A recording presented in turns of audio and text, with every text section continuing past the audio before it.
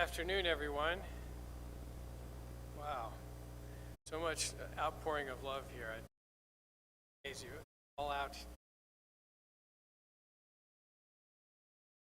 My name is Mark Sorensen. I'm a local elder here in this church. The pastor is actually in Texas. Couldn't be here. Previous commitment to Texas, so they asked if I could step in. I'm a fellow Christian brother of Destin, Samuel, Trust, Mosko. We're gathered here as family and friends to remember and honor Destin's life.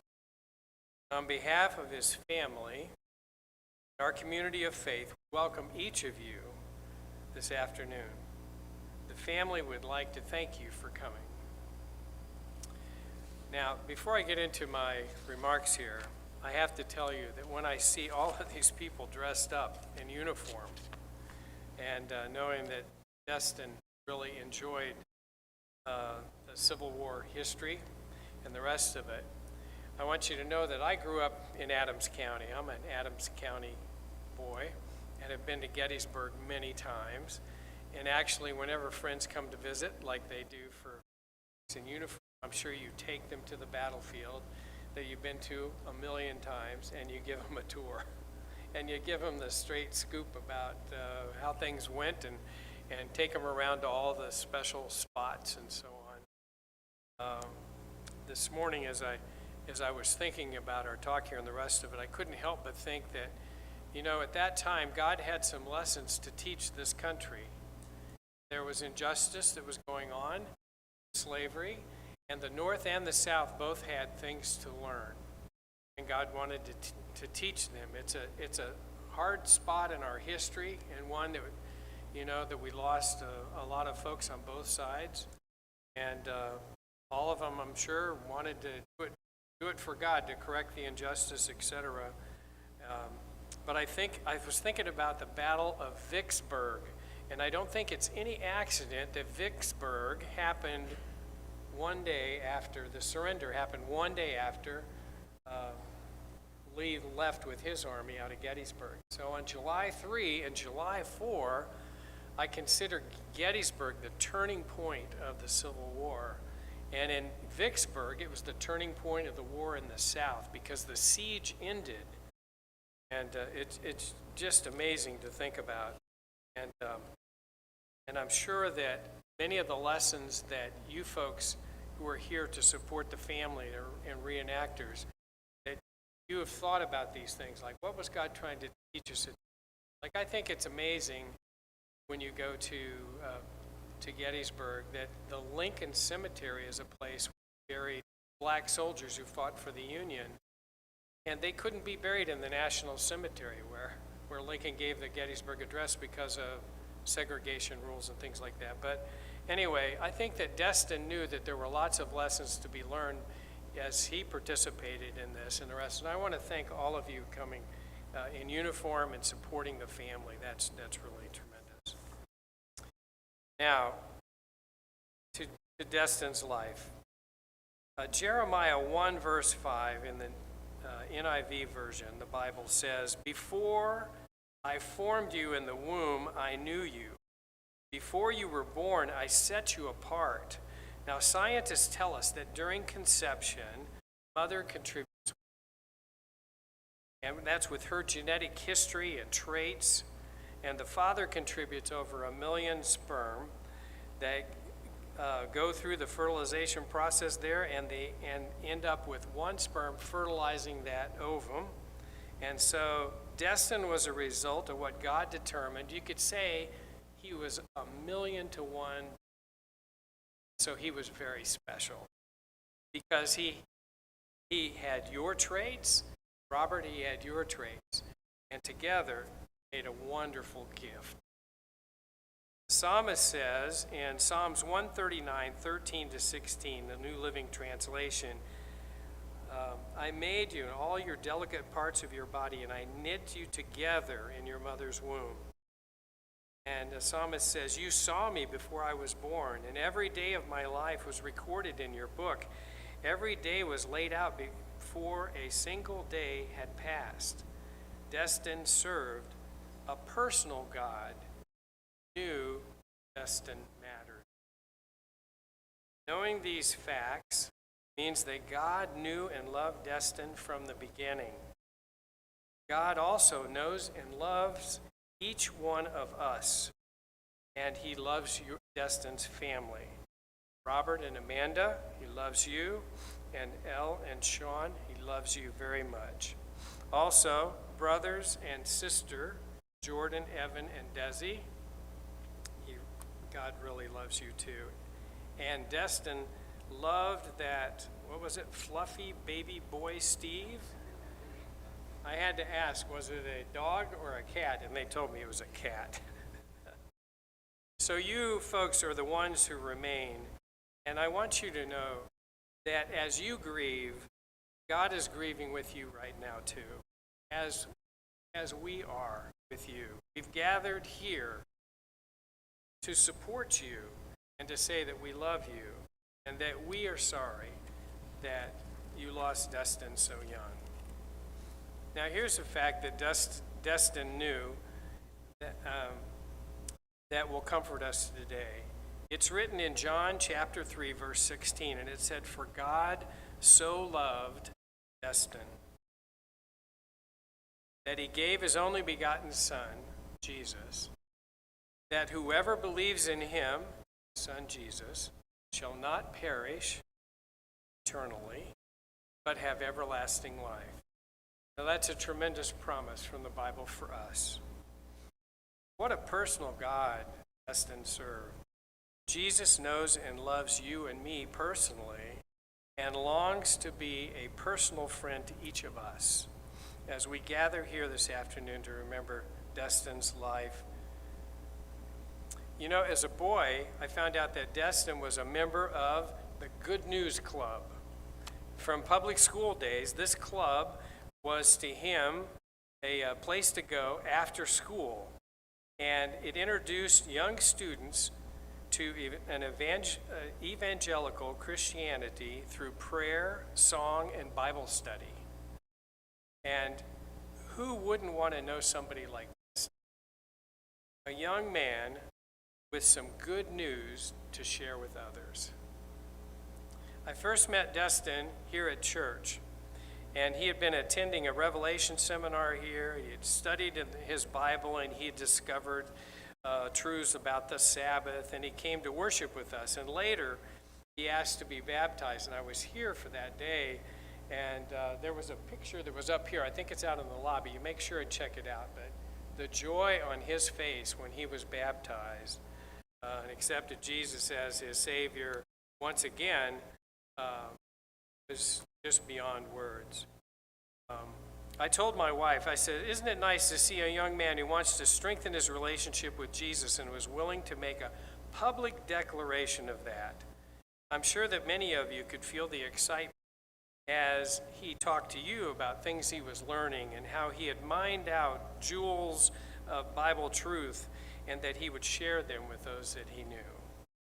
Destin learned this from his Bible also. It's found in Psalms 119, 105. It says, "Your word is a lamp to my feet and a light to my path." The Lord is the light of our salvation, Psalms 27, 1 says. "Whom shall I fear? The Lord is the strength of my life, and whom shall I be afraid?" Destin knew that if a person's on the wrong track, they should step off of that path and seek the path that God leads us in. Now, when Jesus was born, Matthew's gospel records that the people at that time sat in darkness, had now seen a great light. And as a result of seeing this great light, Matthew 5:14 says, "You and I, as believers, are to light the world, like a city set on a hill that can't be hid." Destin's life and his testimony to us today is that Jesus is the light of the world. We can be a light to others. I think Destin would say to us today, get on the right path. Follow the light that Jesus is shining on your path individually. Shine brightly like a city on a hill. But there's a problem we have to deal with, and that is the problem of sin and our tendency not to be like Jesus in our dealings with each other. John's gospel in John 3:19 says, "Light has come to the world, and men loved darkness rather than light because their deeds were evil. Destin loved light."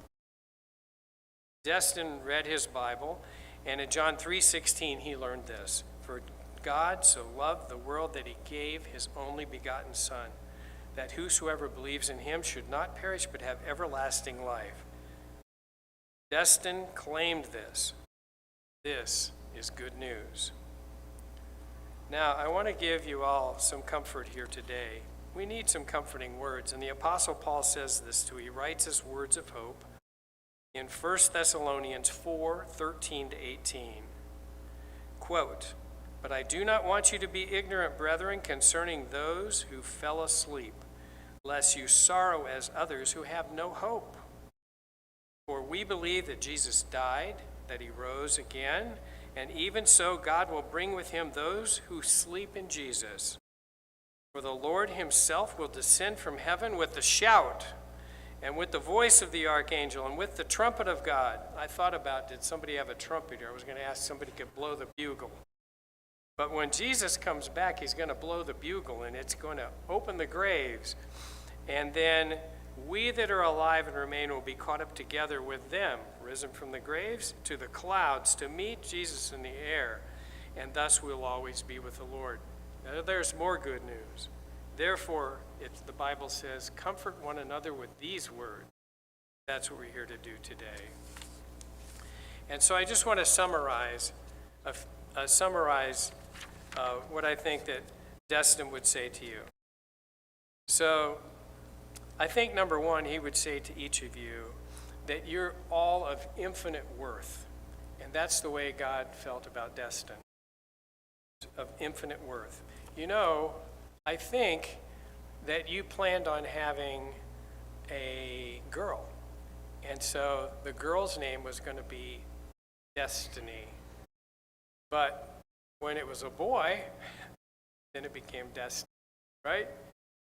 So God chose him, and you already had a name for him. Well, God planned for you to be here today, Destin would say.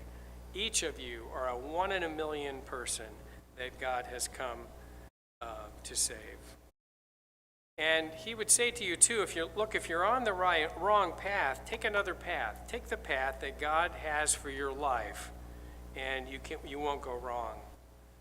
And if you follow his word, he will direct your path. And he would say to us today, shine like a city on a hill. So don't be afraid to share the love that God gives you, the way he shared with each of you. And then accept the good news of salvation, be baptized, and God will save you. Meet him at that appointed time where he wants you to come each Sabbath to worship together as with fellow believers and worship your God. And then he would say, comfort one another with the blessed hope of the second coming of Jesus. And then someday you will fly with Jesus to an eternal peace in heaven with him. Now, I would like you to meditate on what I've just said to you as we hear a song that is written that inspired some of the thoughts that I had for you here today. It's called, What If I Could Tell You? I hope it's a blessing to you today, to the family. Thank you.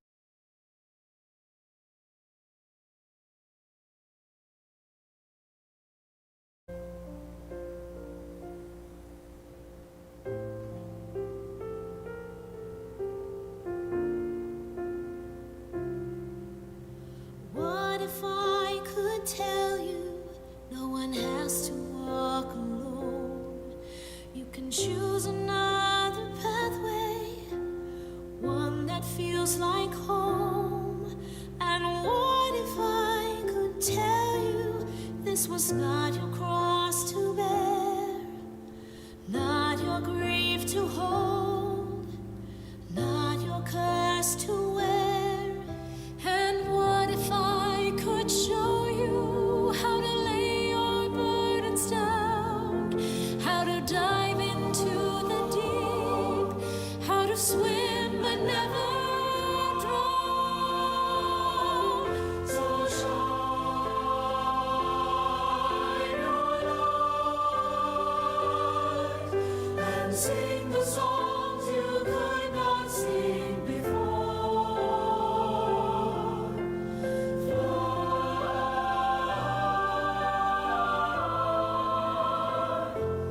to your safe on heaven's shore.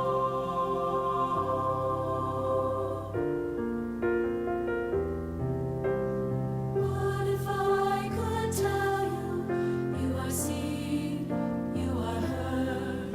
You might think your voice is silent, but we hear every word.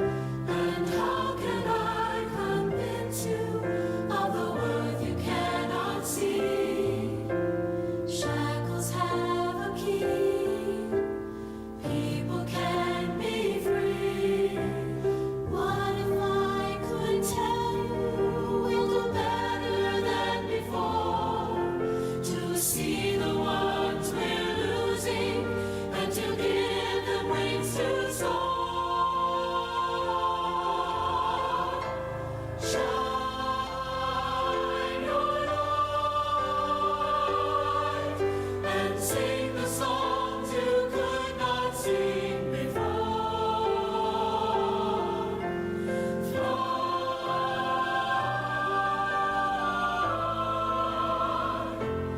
to your safe on heaven's shore. What if I could tell you no one has to bow in shame? What if I could tell you to God we're all the same?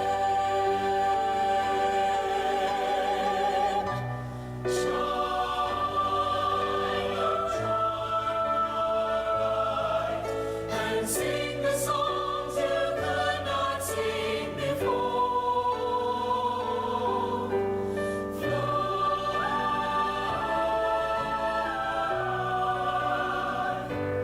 to your safe on heaven's shore.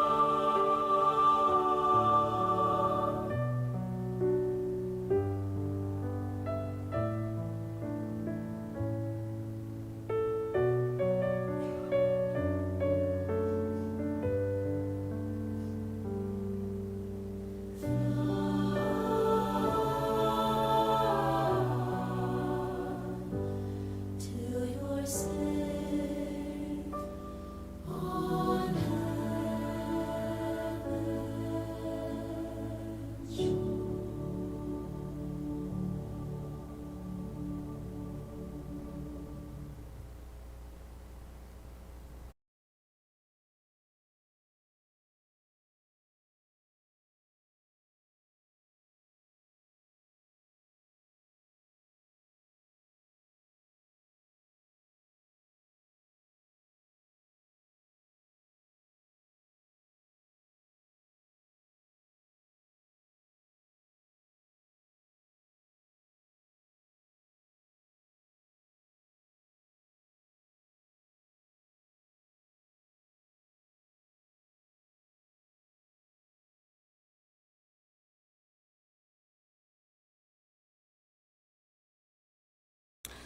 On behalf of my family, I would like to begin by thanking everyone that is here today, and for those who have sent their condolences. We have received countless phone calls, texts, meals, visits, and thoughts and prayers. They have been both comforting during this difficult time and have been a reminder of the impact that Destin had on so many others. As Destin would say, the amount of support we have received smacks. There are not enough words to describe the legacy my brother, Destin Mosko, left behind. Destin was not only a brother, he was a son, stepson, cousin, friend, reenactor, a member of Hanover Seventh-day Adventist Church, grandson, nephew, brother-in-law, and father to his, quote, fluffy baby boy Steve. Growing up, Destin was a happy-go-lucky kid with no fears. Believe it or not, Destin was cuter as a little kid. He had the brightest blue eyes and blonde hair, which led to jokes about him being adopted. Everywhere we would go, one of two things would happen. A, he would attract multiple females with his looks. Or B, he would disappear, causing him to have the nickname Double D for disappearing Destin, which turned into Double D for Destructo Destin, as he was unsafe at any speed. Before Destin's fluffy baby boy Steve came into his life, Destin had a ton of pet rocks he named Carl.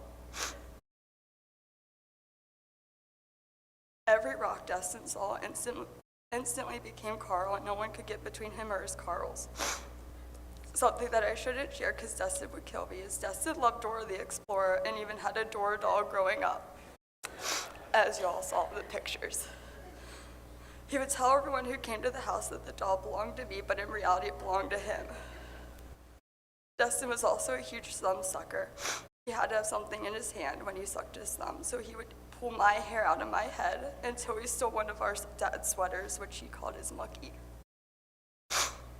In Destin's earlier years, he had a passion for trains. Destin's love of trains was his whole world. Our parents took all of us kids to see Thomas the Tank Engine for Easter and Christmas because Destin wanted to go. Instead of staying in a regular hotel room, our parents thought it would be a good idea to stay in a caboose with 4 kids. Destin loved every minute of being in that caboose. Anytime Destin would see a train on the tracks, he would say, "Mama, Mama, there's a cuckoo crane on a cuckoo crane cracks." As Destin got older, his passion for trains turned into reenacting. Destin's loved everything and anything about the Civil War. He even taught grown men who spent most of their lives studying the Civil War things they did not know. Destin was a part of 5 reenacting groups and so much more. I remember when Destin signed up to be a part of the 105th Pennsylvania Company E, which was his first group he joined. The look of pure joy, excitement, happiness does not begin to explain how he felt that day. Through his reenacting, he met some of the most warm, welcoming individuals that he would not stop telling us about. Destin's love for reenacting helped to shape Destin to be the young, handsome man he was. When Destin wasn't with his family, friends, or reenactors, he was either out fishing or shooting one of his many guns. He was truly a man of many hobbies. To my baby brother, my best friend, my protector, and my biggest supporter, I love you with all my heart, and will miss you every day. You made me the person I am today and changed my life. Me and Anthony's house and life would never be the same without you. Destin, you were truly the best brother I could ever have asked for. He always checked in on me and would just show up at my house at random times of the night to either tell me something stupid that he just did, to have a fire, or to watch Star Wars. Please continue vibing and drinking redneck juice. I hope I was enough of a big sister for you.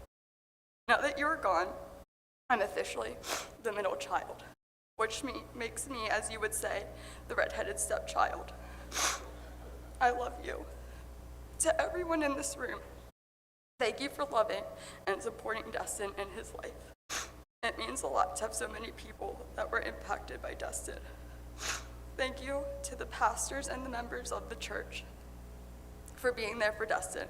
It means a lot that Destin was able to go to their house at any time of the day. From Destin's mama. There are not enough words to describe how thankful she is for all of you in this room. She is very grateful that so many of you love Destin and will continue to love Destin. Words cannot describe the pain, the loss, and yet the gratitude for all the love and support that is pouring into our family. Keep vibing, baby boy.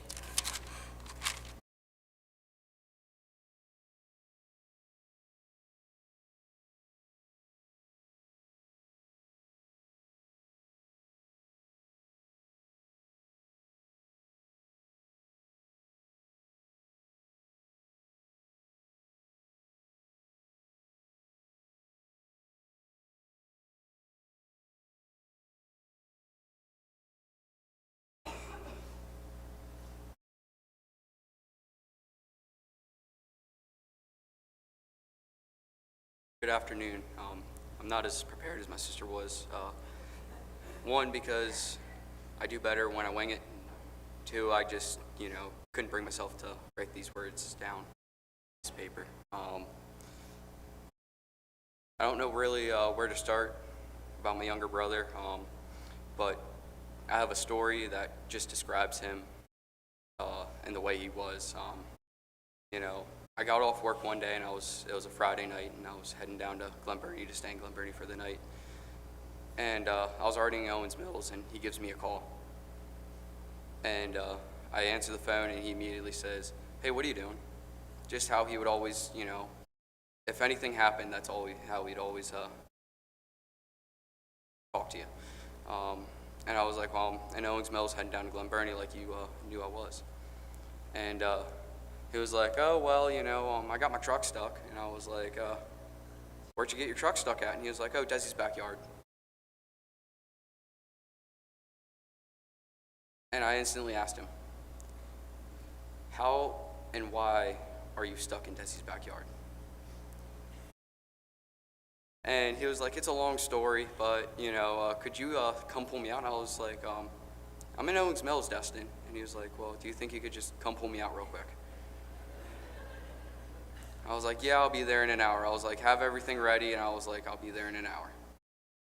So, very unwillingly, I turned my truck around to go pull him out. I get there, Destin is nowhere to be found. I give him a call, he didn't answer. I give Desi a call, because Desi wasn't there. She didn't answer. Finally, Destin returns my phone call. I was like, "Where are you at? I thought you were going to be here." And his answer, "Oh, we went over to Anthony's parents' house. We'll be back in 10 minutes. Now, mind you, Anthony's parents live less than 5 minutes away. I sat there waiting for 30 minutes, and still, no one. No one showed up. I give him another call, and I'm like, "Destin, where are you?" He was like, "Oh, we'll be there. We're leaving right now." Another 30 minutes passed by. No Destin. I was like, "All right, I guess I'm going to try and pull his truck out by myself." So I, get into his truck, and I start grabbing all the straps out of the back to, try and keep my truck on the asphalt. And finally, after all that hard work is done, guess who shows up? Destin. So I proceed to tell him, I was like, "Don't lay on the gas, Destin. You're just going to spin your tires, and we're not going to get you out of here." He hops in his truck, understanding what I just said, and what does he do immediately? Mashes the gas down. I look in my rearview mirror, and I just see him flinging mud everywhere, digging himself a deeper hole. I put my head out the window, I yell at him, "Stop, stop, stop, stop." And he finally stops, and I get out, and I'm like, "Destin, you can't lay on the gas. You're not gonna pull yourself out of here like that, and I'm not gonna be able to help you." He's like, "Okay." And I was like, "All right, let's try it again." Get back in the trucks, and there he goes again, mashing the gas. Yell at him again, "Destin, stop." He's like, "What? I'm trying to get myself out of this hole." And I was like, "You're not gonna do it that way." I was like, "You just need to take it slow and easy." He was like, "Okay." So we do it for a third time. Still didn't listen to me. I was like, "All right, Destin, get in my truck. We're not getting out of here like this. I'm going to take your truck. You're going to take my truck." I was like, "Just ease onto the gas. You don't need to mash the gas on it." What does he do? What does he do? Absolutely mashes the gas down. But hey, it got us out of there. And so, I get out of his truck after we get it on the asphalt. He gets out of mine, and he was like, "Are you going to help me clean up?" I was like, "No. I'm already an hour late. I need to go where I'm going." And I hop in my truck and I leave.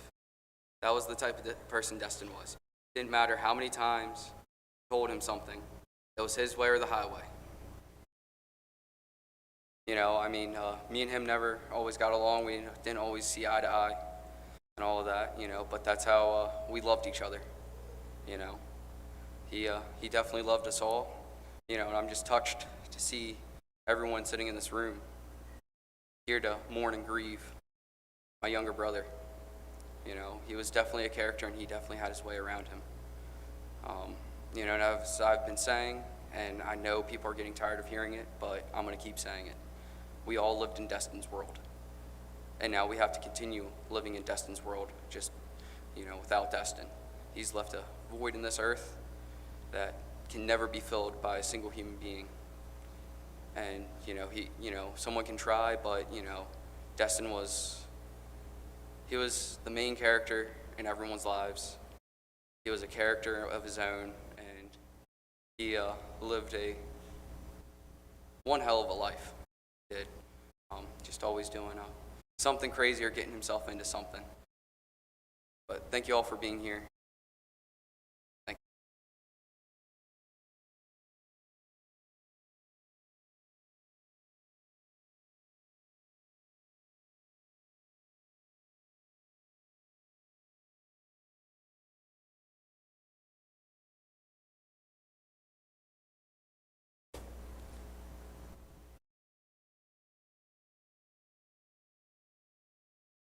Good afternoon.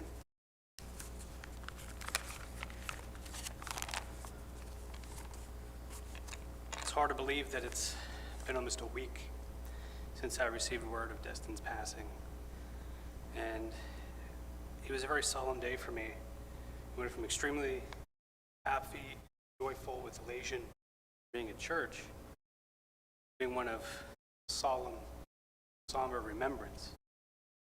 And then I remembered Heavenly Father loves each and every one of us. He has a mission for all of us. And then I remembered he had a mission for Destin too. What that mission was, I'm going to go over a little bit here, and I hope you laugh and maybe cry a little bit. But I hope you laugh. Because Destin would rather have you laugh than cry. Destin was incredibly serious about reenacting, probably more so than many people I know. I've been reenacting for a long time. I've known Destin since he was a lad. He was meticulous about everything, from his bunk, his tent, his weapons, his uniform. He took care of it all. He didn't beat it up. He didn't distress it to make it look more authentic. He understood the investment. If you look down here, you can see that kit. You can see how perfect it is. We didn't do anything to it. That was all Destin. When I first met Destin, we were at an event in Maryland called Funkstown, just outside of Frederick. I don't remember exactly how young Destin was, 10, 11, 13, somewhere around there. But we were close by. We wanted to check it out, see what's going on. As was already stated, Destin loved anything and everything about history. In a Civil War reenactment, you couldn't keep him away. Robert brought him. I'm sure there's pictures somewhere floating around. But for me, there were 3 images burned into my brain of that day. 1, he was exceptionally excited to be there. That goofy smile on his face and just pure elation of being around people that were like him was enough. 2, he lost my flag to the enemy. That flag right there, the red and yellow one. See, because Destin was so young, he wasn't technically able to take the field, okay? What that means is he couldn't carry a musket. Exactly. He wanted to carry a gun more than anything. Rules are rules. Safety is safety. and that is paramount. So, we did the next best thing. We allowed him to carry our guidon. For those of you that don't know what it is, it's that little flag right there, and it marks or designates a specific unit. Now, that's important because on the battlefield, command needs to know who you are and where you're at all times, so they know to tell you where to go and fun stuff like that. Long story short, we were ordered up a hill and then ordered to die. Some of you may not know, but in reenacting, things are planned out, usually. One day the Confederates will win, the next day we usually win. It's fair. It's the least we can do. Just kidding, just kidding. I'm sure Destin would be like, ah. Anyway, the Confederates were on a small hill behind a fence, and I think we were supposed to lose. We moved up as ordered, and were either all killed, wounded, or ran away. Destin, however, had other plans. He kept going, and going, and going, straight toward the enemy. The enemy commander, who was a very close friend of ours, took the opportunity to relieve the young private of his burden and send him back to whence he came. Destin returns to our lines, and our company commander at the time says, "Private, where is your flag?" Destin turned and pointed to the hill and said very matter-of-factly, "They have it, sir." Our commander proceeds to, in very angry terms, turn around and proceeds to walk across the battlefield. Now, that battlefield is probably 50 yards, maybe 75 yards long, by himself nonetheless, straight up the hill to the rebel lines. Now, our commander was my height, maybe a little bit shorter, and the Confederate commander was quite significantly taller, so you could imagine the sight that it was. It was actually quite humorous. He stands up and says, "You give me that flag back. The boy's only 13 or 10 or whatever he was." He takes the flag back, walks back to our lines, hands it back to Destin and says, "Don't let it happen again." We all laughed, and Destin didn't. He never lost the flag again, but we never forgot that day. And we never let him forget it either. Now, every time I go back to Funkstown, every time we go back, for me it's like taking the sacrament. It's renewing our desire to do what we do. I spoke with Destin about the upcoming season just a little while back, and I could tell he was a little burnt out. Same events over and over, same thing. Meh. When I mentioned Funkstown, though, and some of the new stuff we had planned, it was like a kid on Christmas morning. He was rejuvenated and ready to go. "Captain, I'm ready. I got my kit going, I got my gun clean, I'm ready to go. Whatever you need, I'm there."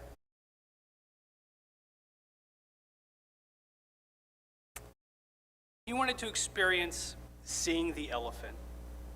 What that means is being in the thick of a battle where you don't realize you're at a reenactment. He wanted that. He wanted that realism that he had maybe when he was a kid all those years ago. And it does happen. He understood the sacrifice of reenacting. And his family did too. They let us have him, 3 weeks out of a month in some instances. He understood the reenacting research, the monetary investment, the time, and all sorts of various efforts that were involved, even the dangers. He was fearless.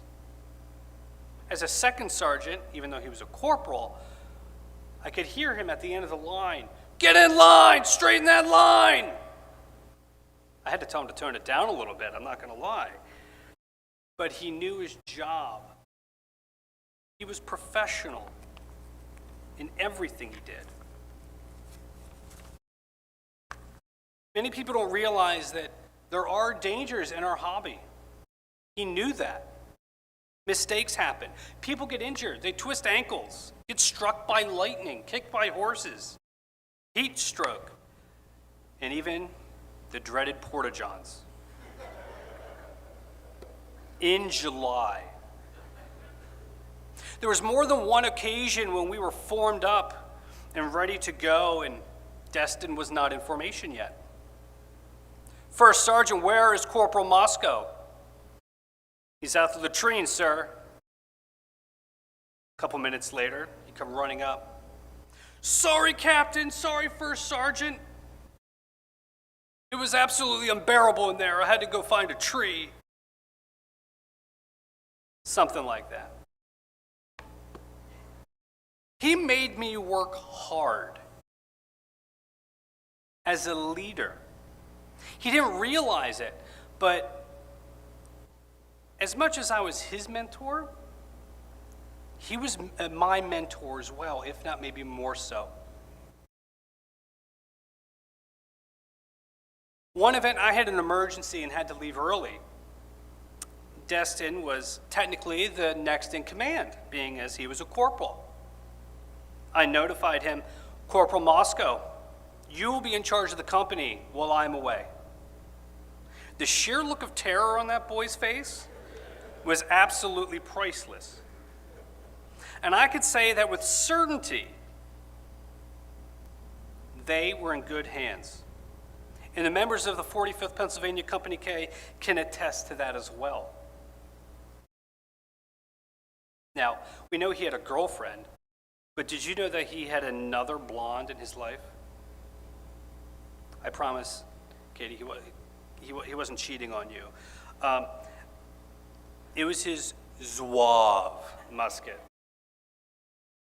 Not Zouave, Zouave. That boy would break down that gun time and time again to make sure that she was absolutely perfect.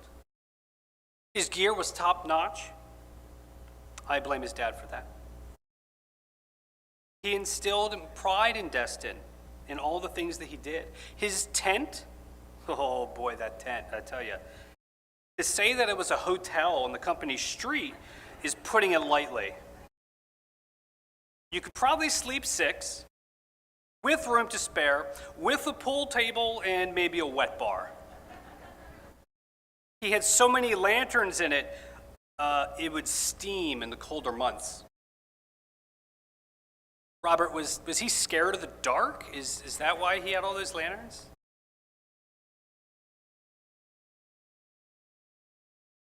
We never actually got a reason why, but I won't lie, I was a little jealous.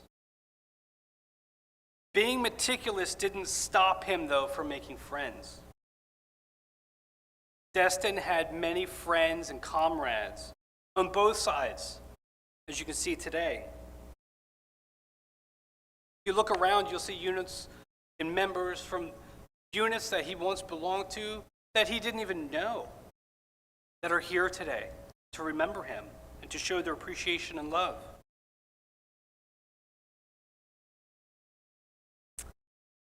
You individuals not even into reenacting.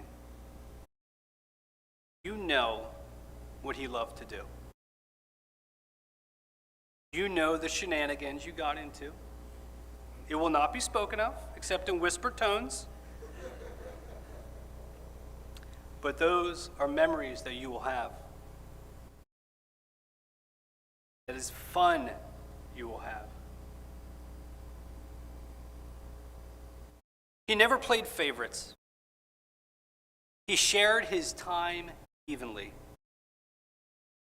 He just played. We had fun. He had fun. And we had fun with him. He was a delight to be around. and he made an impression on everyone he came in contact with. The outpouring of support and camaraderie that I see here today is absolutely overwhelming. Destin would have loved to have been a part of this ceremony. Absolutely loved it. We are truly all a family, a weird, twisted family, one that many won't understand, but one that he wouldn't have traded for anything. Reenacting is a connection I will always have with Corporal Destin Mosko. Whenever I attend an event, I will think of him.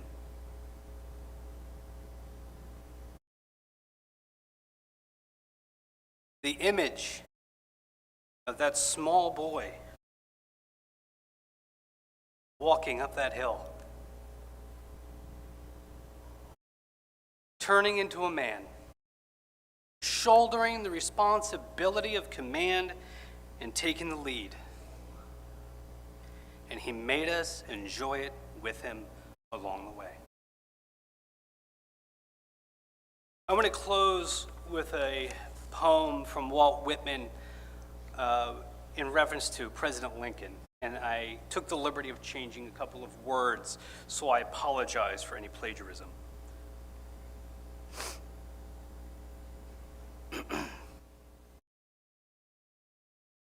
O corporal or corporal, our fearful trip is done.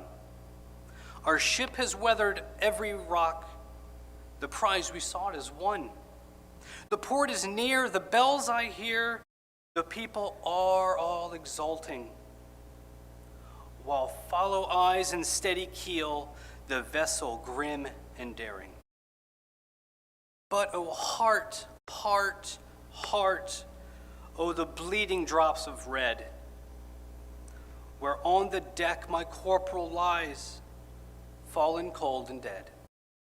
O corporal, my corporal, rise up and hear the bells. Rise up, for your flag is flung, for you the bugle trills. For you bouquets of ribboned wreaths, for you the shores a-crowding. For you they call the swaying mass, their eager faces turning. Here, corporal, here, friend, his arm beneath your head. This is some dream that on that deck you've fallen cold and dead. My corporal does not answer. His lips are pale and still. My friend does not feel my arm. He has no pulse or will. The ship is anchored safe and sound, its voyage closed and done. From fearful trip, the victor ship comes in with object one. Exalt, O shores, and ring, O bells, but I, with mournful tread, walk the deck my corporal lies, fallen cold.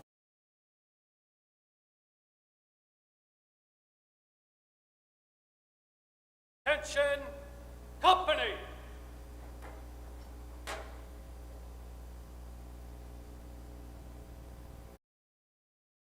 Front and center, march!